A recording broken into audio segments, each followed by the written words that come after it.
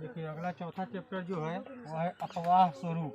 ठीक है, अपवाह स्वरूप कहते किसको है? जब कोई बड़ा नदी छोटे नदी का जल लेकर के आगे बढ़ता है, उसी रूप को अपवाह स्वरूप बोलते हैं। ठीक है, तो भारत का जो अपवाह स्वरूप है, जो भी बड़ा बड़ा नदी है तो किस किस नदी के जल को लेकर के कहाँ कहाँ तक जाता है।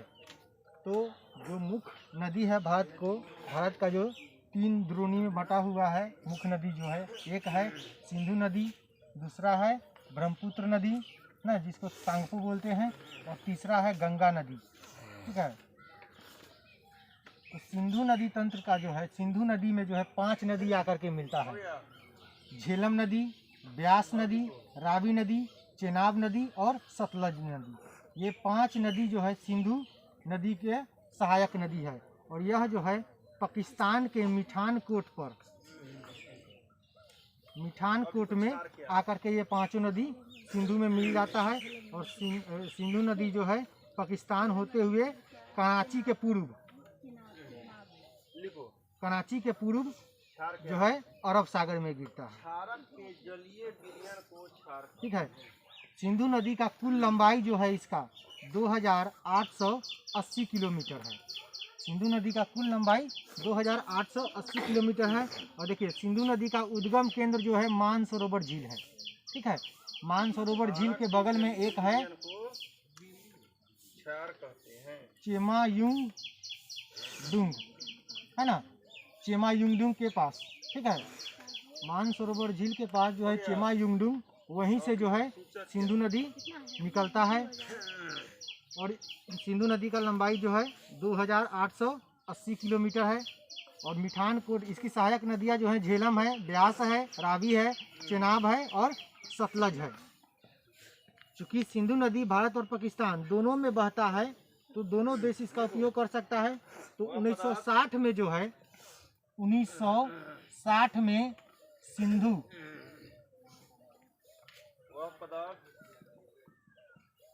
जल समझौता हुआ, जिसके अंतर्गत भारत जो है सतलज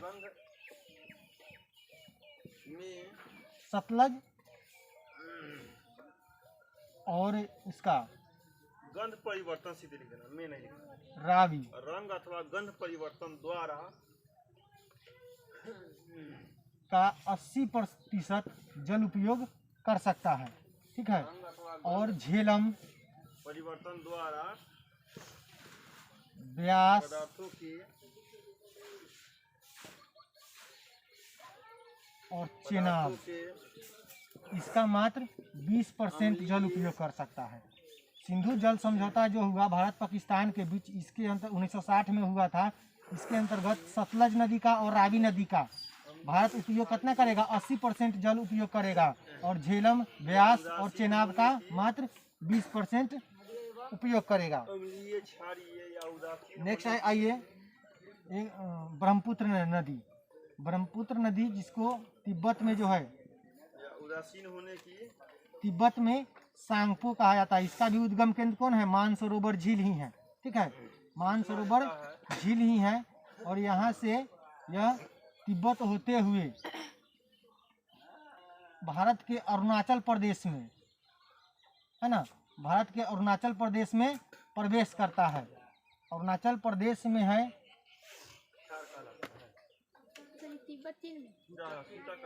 तिब्बत हाँ चीन में है, नाथुला दर्रा के पास, है ना। यहाँ जो है यह प्रवेश करता है, और जैसे ही यहाँ प्रवेश करता है इसमें 2 नदी आकर के मिलता है।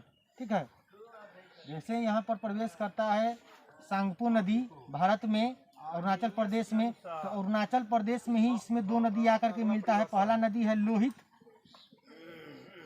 और दूसरा है दिहांग। ठीक है, इसी के कारण ये दोनों नदी आकर के ब्रह्मपुत्र नदी में मिलता है। तो अरुणाचल प्रदेश में ब्रह्मपुत्र नदी को दिहांग नदी कहा जाता है। ठीक है, और जैसे ही अरुणाचल प्रदेश के बाद यह असम के घाटी में प्रवेश करता है, तो असम के घाटी में अरुणाचल प्रदेश के बाद नीचे जो है असम का क्षेत्र है।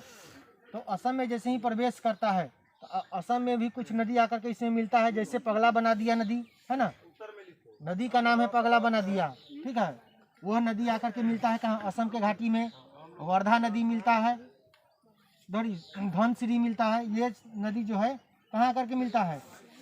असम के घाटी में। और असम के घाटी में इसको जो है ब्रह्मपुत्र कहा जाता है, ठीक है। और असम के घाटी के बाद यह जो है गारो पहाड़ी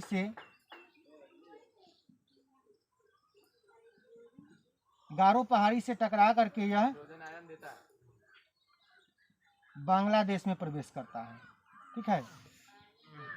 बांग्लादेश में इसका नाम जो है जमुना है,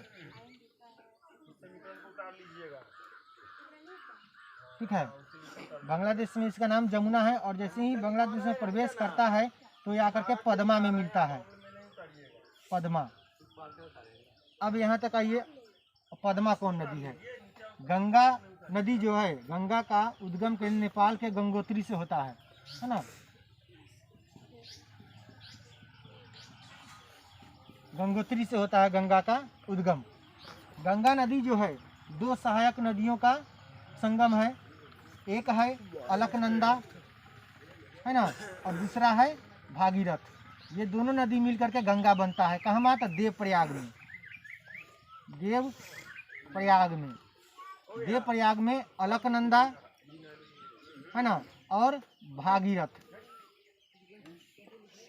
ये दो नदियाँ मिल करके गंगा बनती है। ये दोनों नदी जब मिलता है तो गंगा नाम पड़ता है। और यह आगे बढ़ता है। आगे बढ़ते हुए यह जो है बिहार में प्रवेश करता है, जो पटना से होकर के गुजर रहा है, ठीक है। और पटना होते हुए पश्चिम बंगाल होते हुए यह बांग्लादेश में प्रवेश करता है, ठीक है। तो बांग्लादेश में गंगा को ही पद्मा कहा जाता है, ठीक है। गंगा नदी को ही बांग्लादेश में पद्मा कहा जाता है। और पद्मा नदी और यह ब्रह्मपुत्र नदी, जिसको बांग्लादेश में जमुना कहता है, दोनों मिलते हैं। जब दोनों आपस में मिलते हैं तो पद्मा के नाम से ये आगे बढ़ते हैं, ठीक है। तो बांग्लादेश में ही एक जगह है चांदपुर, है ना। यहाँ पर चांदपुर में बांग्लादेश का एक नदी है मेघना, यह आकर के इसमें मिल जाता है, ठीक है, मेघना नदी। तो मेघना नदी आकर के जब इसमें मिल जाता है तो यह मेघना के नाम से आगे बढ़ता है और बंगाल के खाड़ी में गिरता है,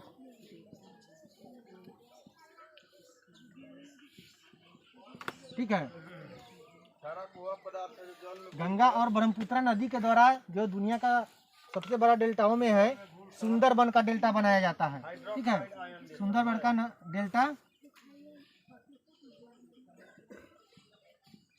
का डेल्टा बनाया जाता है, जो गंगा ब्रह्मपुत्र नदी और महानदी ये दोनों के बीच में है ना, सुंदरबन का डेल्टा। तो सुंदरबन का डेल्टा इसका नाम काहे पड़ा? चूंकि यहाँ पर सुंदरी नाम का वृक्ष ज्यादा पाया जाता है, इसलिए इसका नाम सुंदरबन का डेल्टा पड़ा, ठीक है।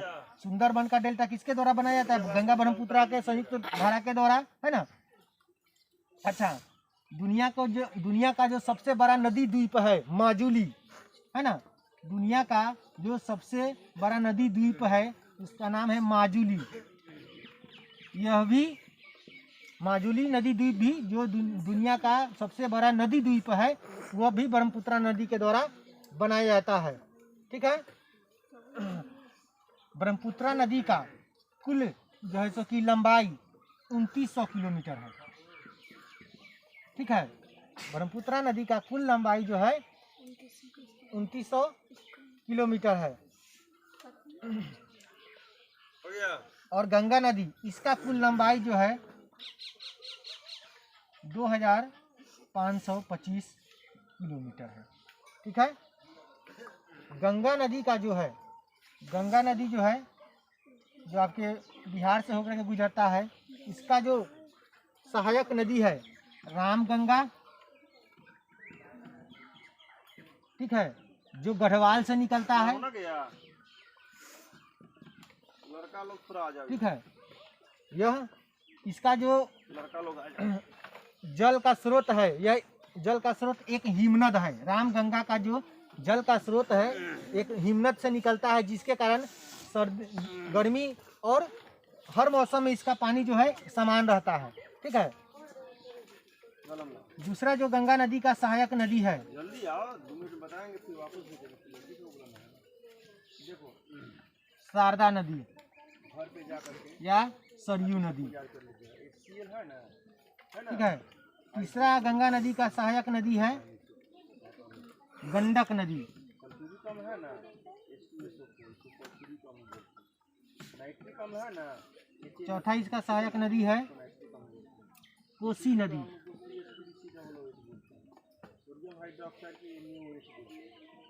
गंडक नदी जो है धौलागिरी और एवरेस्ट के बीच से नेपाल से निकल करके आता है ना। धौलागिरी और एवरेस्ट नदी, ये सॉरी एवरेस्ट चोटी के बीच से जो है गंडक नदी निकल करके आता है और बिहार में सबसे पहले यह चंपारण में प्रवेश करता है। ठीक है। और यह गंगा नदी में जो है सोनपुर में आके मिलता है। ठीक है। गंगा नदी में गंडक नदी कहाँ आकर सोनपुर में आकर के मिलता है। कोसी नदी को जो है ना बिहार का शोक कहा जाता है। कोसी नदी को बिहार का शोक कहा जाता है। कोसी नदी का जो मुख्य धारा है उसका नाम है अरुणा। ठीक है। बिहार का शोक कहा जाता है कोसी नदी को। और एक और नदी सहायक नदी इसका जान लीजिए, सोन नदी। सोन नदी, ये जितना भी नदी था ये चारों नदी यह उत्तर से आकर के इसमें मिलता है, उत्तर से आकर के।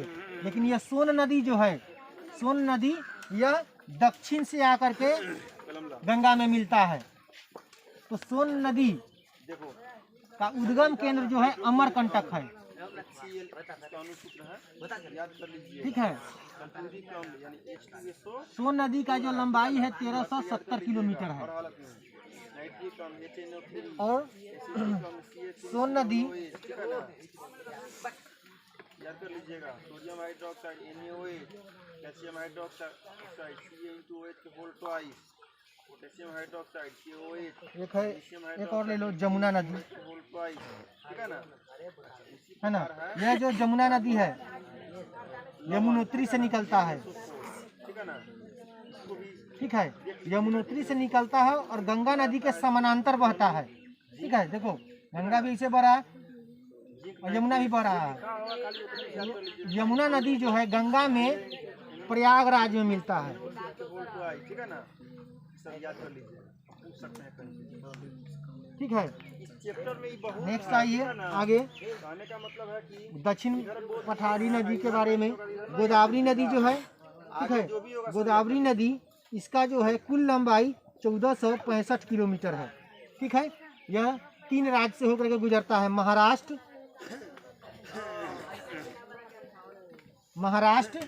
मध्य प्रदेश, ठीक है, और आंध्र प्रदेश। ठीक है। महाराष्ट्र से, मध्य प्रदेश से और आंध्र प्रदेश से होकर के गोदावरी नदी बहता है। इसका कुल लंबाई जो है 1465 किलोमीटर है। और इसका जो सहायक नदी है तेनगंगा, बगल वाला में भी होगा, जो सब याद कर लीजिए। वेनगंगा, क्योंकि इस बात को तो हम एक है ना, वर्धा, क्लास देके पूछेंगे, खाली ये पूछबे, इंद्रावती, ठीक है ना, पूछेंगे, है ना, मंजीरा।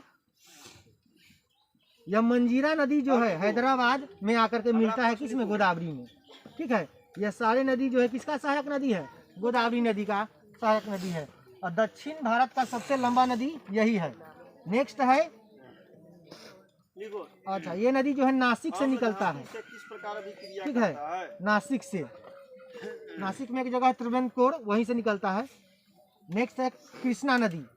कृष्णा नदी जो है दक्षिण भारत का दूसरा सबसे बड़ा नदी है। इसका लंबाई जो है 1400 किलोमीटर है। ठीक है। यह महाबलेश्वर से निकलता है, महाराष्ट्र के, महाराष्ट्र के महाबलेश्वर से निकलता है। और यह जो है किसमें, कर्नाटक, लिखो उत्तर में लिखो, यह कर्नाटक, क्रिया करके महाराष्ट्र और आंध्र प्रदेश में बहता अम्ल है। धातु से अभिक्रिया कर कृष्णा नदी कर्नाटक, महाराष्ट्र और आंध्र प्रदेश में बहता है और लास्ट में जाकर के बंगाल के खाड़ी में गिरता है। कृष्णा नदी का जो सहायक नदी है घाट प्रभा, अम्ल धातु से अभिक्रिया करके लवण एवं हाइड्रोजन माल प्रभा, बनाता है। है ना, दूध गंगा इत्यादि है। लास्ट आइए कावेरी नदी। कावेरी नदी का जो उद्गम केंद्र है वह ब्रह्मगिरी पर्वत है।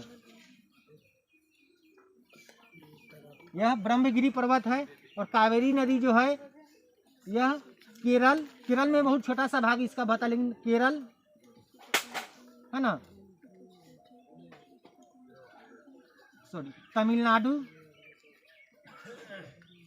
देखो जी,